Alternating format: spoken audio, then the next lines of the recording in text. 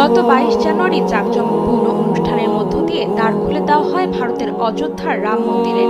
বিভিন্ন রীতিনীতি মেনে রামলালার বিগ্রহে প্রাণ প্রতিষ্ঠা করেন দেশটির প্রধানমন্ত্রী নরেন্দ্র মোদী। ৭০ একর জমির ওপর ৭.২ একর জায়গা জুড়ে গড়ে তোলা হয় ৩ তলা বিশিষ্ট এ মন্দির। নির্মাণে ব্যবহার করা হয়েছে গোলাপি চুনাপাথর ও কালো গ্রানাইট পাথর, আর এতে ব্যয় হয়েছে ২১,৭০,০০,০০০ রুপি।